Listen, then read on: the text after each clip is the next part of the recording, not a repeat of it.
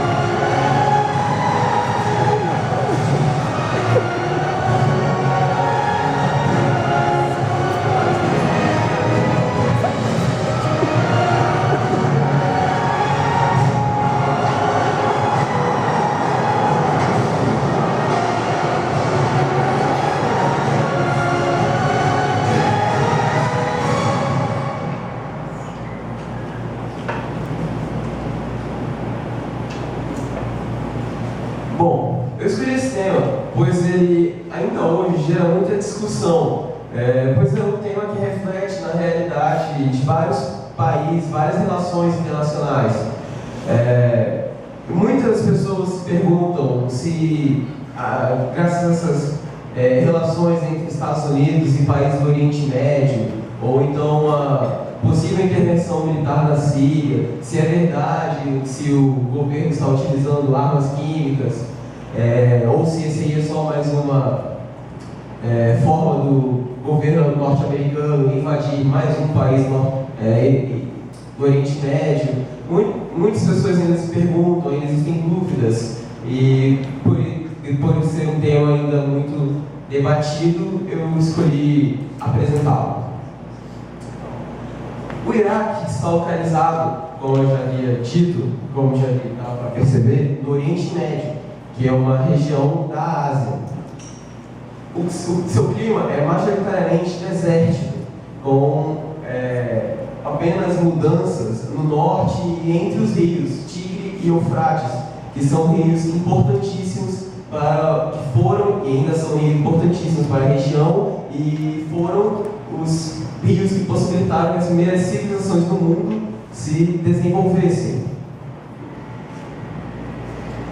Como, por exemplo, a civilização suméria, ou então os acádios, os assírios, até mesmo os babilônios. Entre esses dois rios existem áreas muito férteis, que possibilitou que a agricultura se desenvolvesse nesse local. O período anterior à ocupação do Iraque, de 2003, foi marcado por vários acontecimentos que foram importantíssimos para o mundo, como a ditadura liderada por Saddam Hussein. Saddam Hussein era o chefe de governo do Iraque. Como dá para perceber, ele era um ditador, não é? Após em 1990 ocorreu a Primeira Guerra do Golfo. Eu digo primeira, pois em 2003 a tão chamada Guerra do Iraque foi conhecida como a Segunda Guerra do Golfo. E em 1990, nessa guerra, que foi uma investida militar do Iraque contra o Kuwait, porém mais de 20 países se aliaram ao Kuwait, incluindo os Estados Unidos, e contra o Iraque, ou seja, ele perdeu miseravelmente. Ele perdeu mais de 7 mil homens nessa guerra, porém a guerra não foi em território iraquiano, ele não perdeu estruturas, a sua população não foi diretamente afetada. A economia iraquiana na época era basicamente petróleo. Até 1990, até o período da Primeira Guerra do Golfo, eles também exportavam tâmaras, mas isso não era muito importante comparado ao petróleo, que ainda hoje representa mais de 90% da economia e da receita iraquiana. E neste período anterior à guerra, Saddam Hussein e vários outros líderes do Iraque eram sunitas, que é uma ramificação da religião islâmica. ele liderava ataques contra os povos curdos do norte, que é uma etnia diferente, e contra a outra ramificação religiosa islâmica, que são os xiitas, que vivem no sul.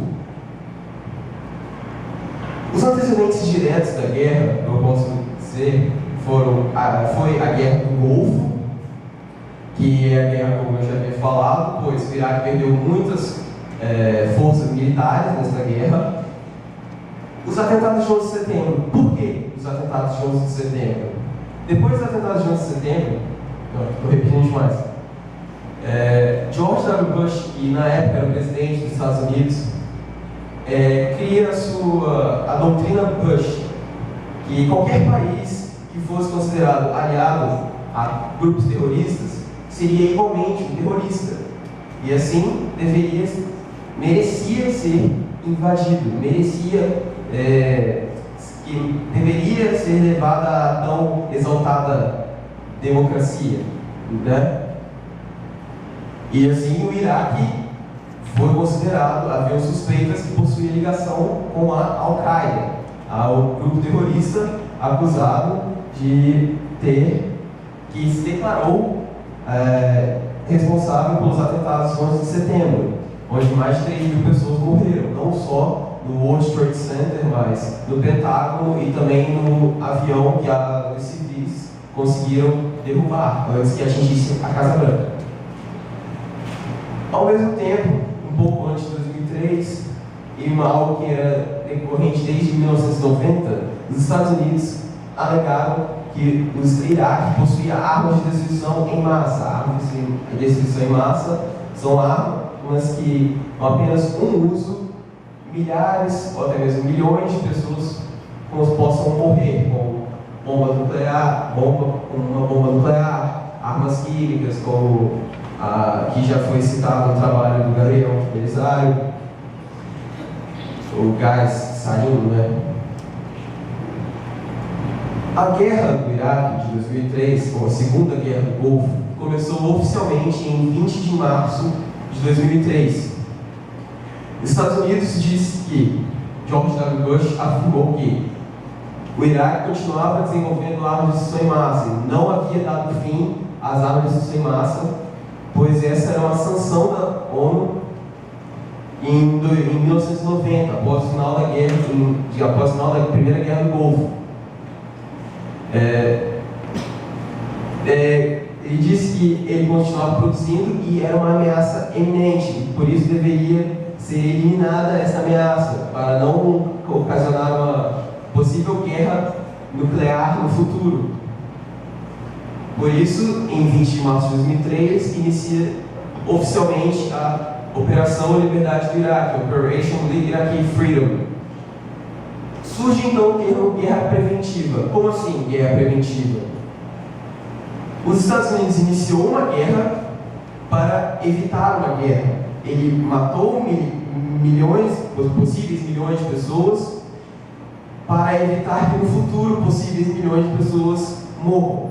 É uma filosofia muito inteligente, né? Logo em abril de 2003, no início da guerra, Bagdá, que é a capital do Iraque, já foi tomada. Ou seja, o lugar que deveria abrigar as principais forças e deveria resistir por mais tempo, foi um dos primeiros a ser tomado. Nesse acontecimento, o líder do Iraque, Saddam Hussein, foge de Bagdá e começa a fugir para várias outras cidades do Iraque. Logo em agosto de 2003, a sede da ONU no Iraque, que ficava em Bagdá, foi atacada por um caminhão-bomba, um ataque que a Al-Qaeda se responsabilizou também. Neste ataque, 22 pessoas morreram, incluindo um homem que estava cotado para ser o futuro secretário-geral da ONU, que é Sérgio Vieira de Mello. Ele estava lá para intermediar as relações entre Estados Unidos e Iraque, pois ele já havia obtido sucesso em várias outras missões. Nessa, infelizmente, não obteve e morreu. Em 3 de dezembro de 2003, Saddam Hussein é capturado próximo a Tikrit, sua cidade natal. Como eu já havia dito, ele havia fugido de Bagdá em 2003, no início de 2003, quando Bagdá foi tomado. E ele estava se escondendo em um esconderijo subterrâneo. As forças dos Estados Unidos e aliados o encontraram e o capturaram. Essa é a situação que ele estava quando foi encontrado, com barba crescida, cabelo já grande também, com ferimentos. Enfim, não fui eu, juro.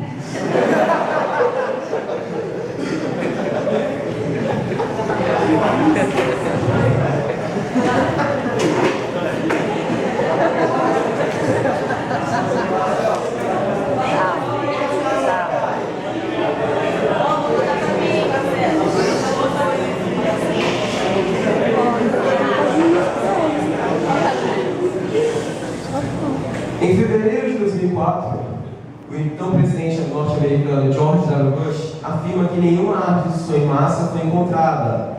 Ou seja, até então a invasão foi desnecessária. O principal motivo da guerra era nulo. Mas aí ele já muda sua argumentação. Ele diz que as armas não foram encontradas, pois o Iraque havia se livrado delas com o início da invasão, ao suspeitar que já estavam adentrando em território iraquiano, mandando para outros países, como Síria. Não sei, vamos ser uma pequena coincidência.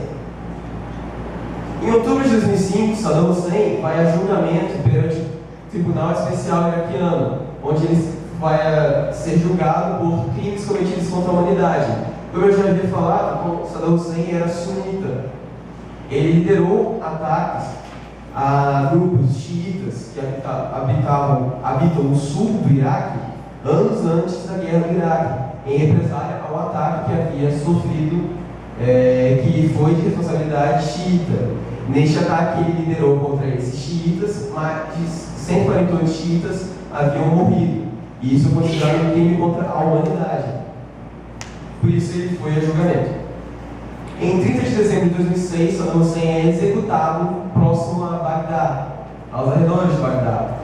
Depois, nesse julgamento, ele foi condenado. E nas leis iraquianas, ele foi condenado à morte.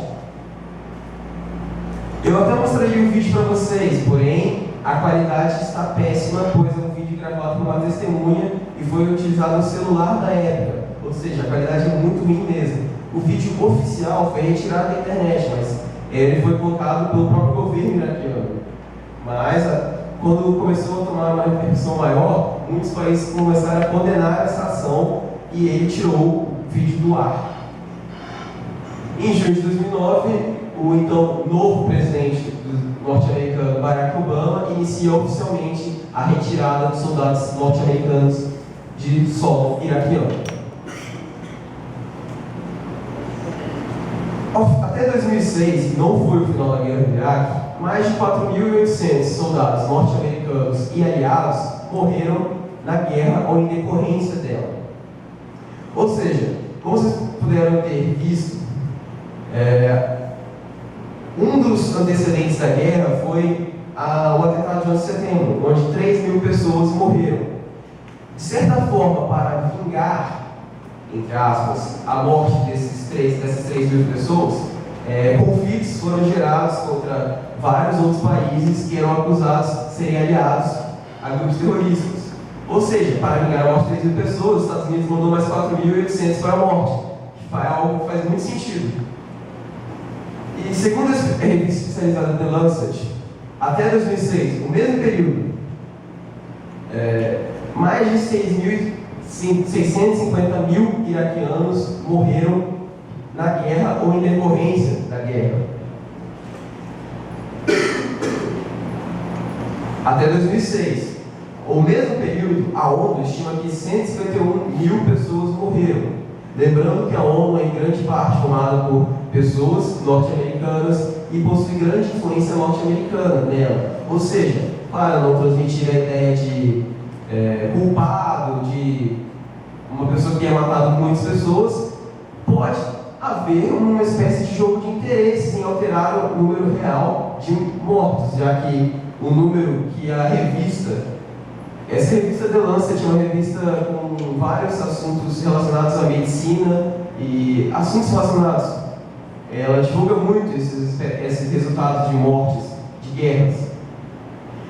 A diferença é muito absurda entre 151 mil e 650 mil. Então, não sei, pode haver uma espécie de jogo de interesse, mas isso quem decide, quem tira essa opinião, são vocês. O Iraque, na época, no período anterior à ocupação de 2003, possuía a 5ª maior reserva de petróleo do mundo. Coincidentemente, os Estados Unidos, na época e ainda hoje, é o maior consumidor de petróleo do mundo. Coincidentemente, o Iraque foi acusado de ter armas de destruição em massa. E coincidentemente, nenhuma arma de destruição em massa foi encontrada. E ao mesmo tempo, uma curiosidade de armas de destruição em massa, a ONU mandou pessoas para investigar e nenhuma arma de destruição em massa foi encontrada. Ou seja, não havia motivo para os Estados Unidos invadir, porém ele muda o argumento e diz que precisa invadir, pois a ameaça era eminente, pois o governo iraquiano possuía ligações com grupos terroristas. A cobrança de outros países que não se aliaram aos Estados Unidos, países como a Alemanha, a China, foi grande também, pois eles perguntavam, se você disse que eles possuíam, onde estão? Até que em 2004 ele disse que nenhuma arma de destruição em massa foi encontrada.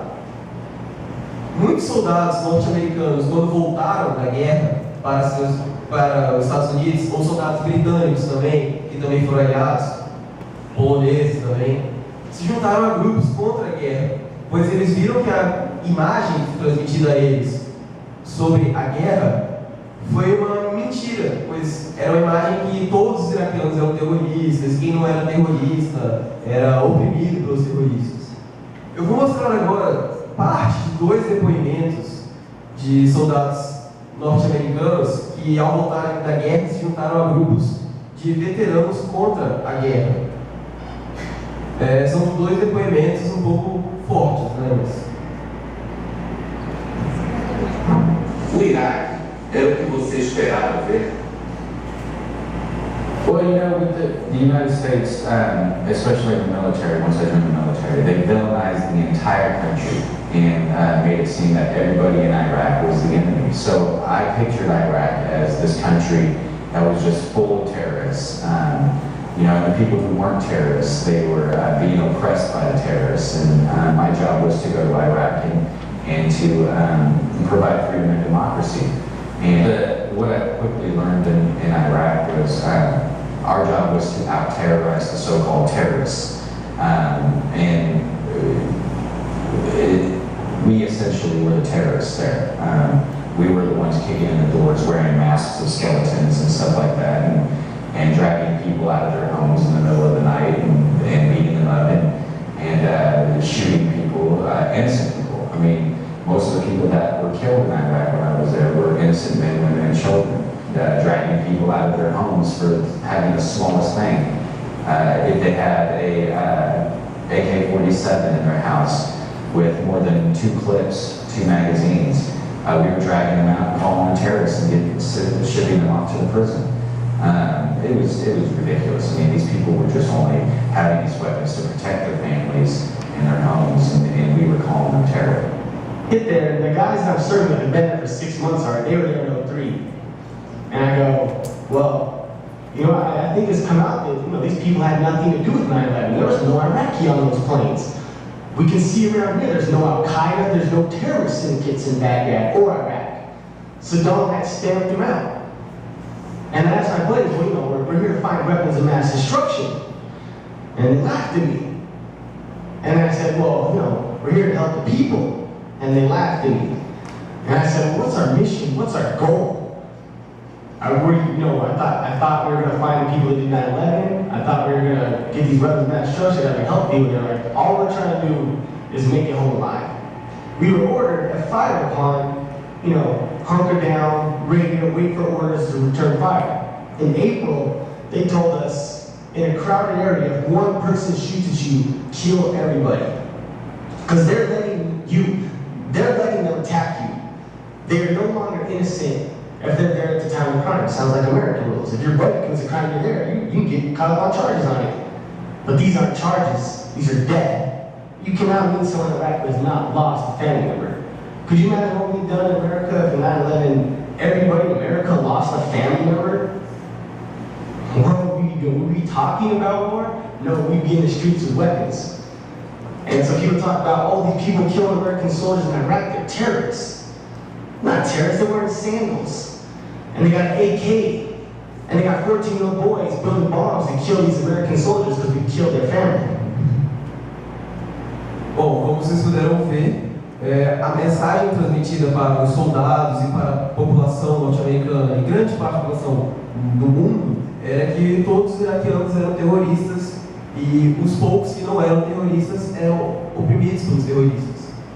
Como vocês puderam ver, o segundo depoimento foi de certa forma mais radical. Eu acredito mesmo que esse segundo soldado deve estar meio louco hoje em dia. Esses dois depoimentos foram editados, pois eles eram longos.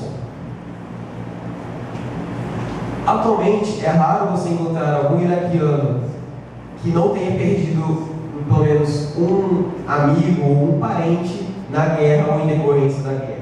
Como vocês puderam ver, aquele dado de 650 mil, 150 mil pessoas mortas era até 2006. Ou seja, o número é bem maior que esse, já que até hoje existem conflitos no Iraque.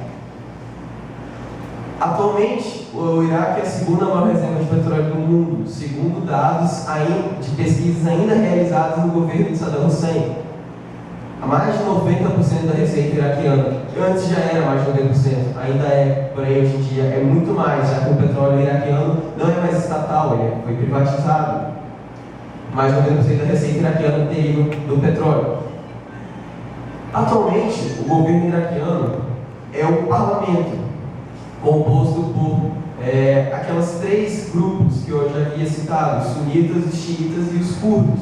Lembrando que os xiitas e os curdos eram excluídos pela política, eram massacrados pelo governo de Saddam Hussein.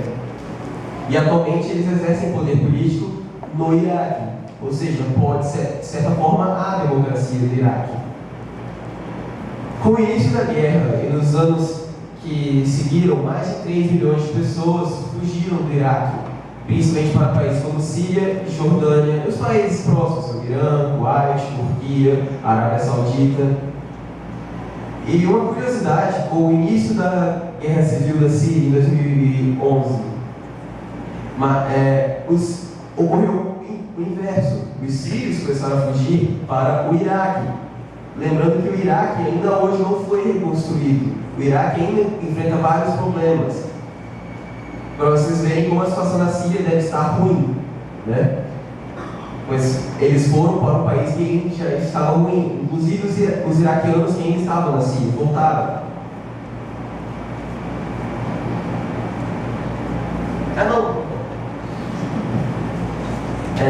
Em sua promessa política, em sua campanha de 2008, o então candidato à presidência, Barack Obama, promete que, caso seja eleito, irá dar início à retirada de soldados norte-americanos de solo iraquiano. Em 2009, já eleito, ele é cobrado dessa promessa e inicia oficialmente o início da retirada das tropas norte-americanas de solo iraquiano. No final de 2011, a Operação Liberdade do Iraque tem fim oficial. É transmitida a mensagem de que não há mais soldados norte-americanos no Iraque, porém ainda hoje existem 2 bases norte-americanas no Iraque e vários outros países do Oriente Médio e bases navais no Golfo Pérsico. Com mais que nessas 2 bases em solo iraquiano ainda existem mais de 4.000 soldados norte-americanos, para garantir que nenhum grupo terrorista assuma o poder do Iraque, para garantir uma segurança extra, caso as tropas militares iraquianas não consigam. Ou seja, as tropas norte-americanas nunca saíram do Iraque. por completo.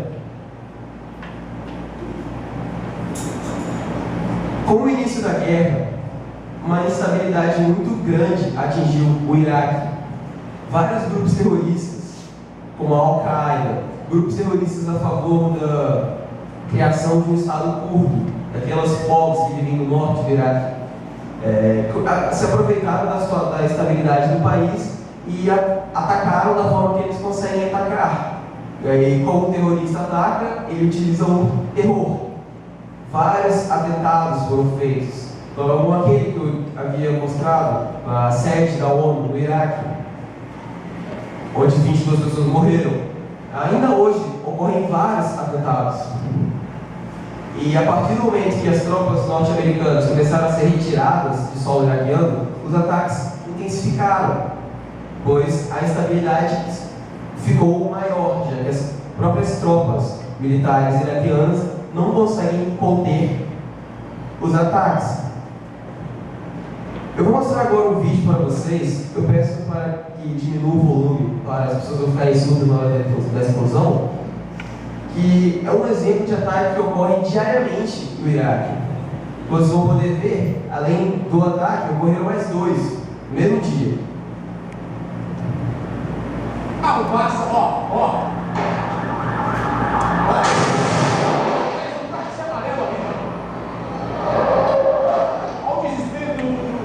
Cinegrafista. Depois da explosão ainda tem cara atirando, tem gente dando tiro pra quem não é lado, pessoal. Eu acho que repleto de artefatos, quando ele explode, automaticamente ele causa dano para toda a área ao redor. Muitos lugares e pessoas se atirando. O Mário, isso é a terceira explosão somente nesta quarta-feira, né, Mário? Exatamente, Coutinho. E nesse ataque, nesse atentado, 3 pessoas morreram.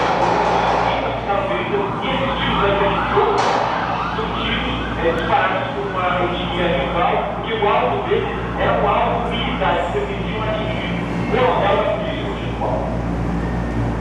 Eu peço perdão pelo sensacionalismo da notícia dessa imprensa brasileira, mas era um vídeo que eu achei muito interessante, pois ser de um jornal brasileiro, telejornal brasileiro, e mostrar um atentado iraquiano. Isso é rotina no Iraque, praticamente. Eu achei muitos outros vídeos que mostram muitos outros atentados, porém, como esse parecia mais, de certa forma, mais atrativo por estar em português. Mas vários outros atentados ocorrem diariamente. Como eu havia dito, na época da guerra do Iraque, o Iraque era possuía a quinta maior reserva de petróleo do mundo. Atualmente, baseado em pesquisas antigas, ainda sabe que possui a segunda maior reserva de petróleo do mundo, perdendo apenas para a Arábia Saudita. Como eu havia dito, o petróleo iraquiano era estatal, o governo explorava. Atualmente foi privatizado, multinacionais, chinesas, japonesas, sul-coreanas, angolanas, britânicas, coincidentemente, para variar, britânicas, norte-americanas, do próprio Kuwait, qual o Iraque entrou em guerra, exploram o petróleo. E uma hipocrisia muito grande foi que a China, um país que foi contrário à guerra do Iraque, atualmente explora o petróleo iraquiano, que é uma bela de uma hipocrisia também. E uma estratégia utilizada a partir da primeira guerra do Golfo, que continua sendo utilizada até hoje, que na época era conhecida como petróleo por comida, hoje não possui mais um nome específico, foi disponibilizar itens de primeira necessidade, como comida, material de construção, itens para que o Iraque pudesse ser reconstruído. Vários países disponibilizavam esses materiais, em troca o Iraque disponibilizava seu petróleo. Isso foi utilizado principalmente por países que não possuíam petróleo algum. O que nós podemos tirar disso? Eu vou deixar agora umas perguntas para vocês. São perguntas que eu não posso afirmar. São perguntas que ninguém pode afirmar, não há uma certeza. varia da opinião de cada um. Eu vou deixar essas perguntas para vocês tirarem as suas conclusões, vocês terem a sua opinião sobre o assunto. Para vocês, os motivos da guerra eram válidos, alegados pelos Estados Unidos, ou existe um interesse mais obscuro nisso? Para vocês, a população iraquiana está melhor com o atual governo, ou na época de Saddam Hussein era melhor? Atualmente, com vários atentados terroristas que ocorrem diariamente, ou na época de Saddam Hussein, onde de certa forma eram mais contidos? Eu vou deixar essas perguntas para vocês e deixar vocês assistindo um vídeo para encerrar a minha apresentação.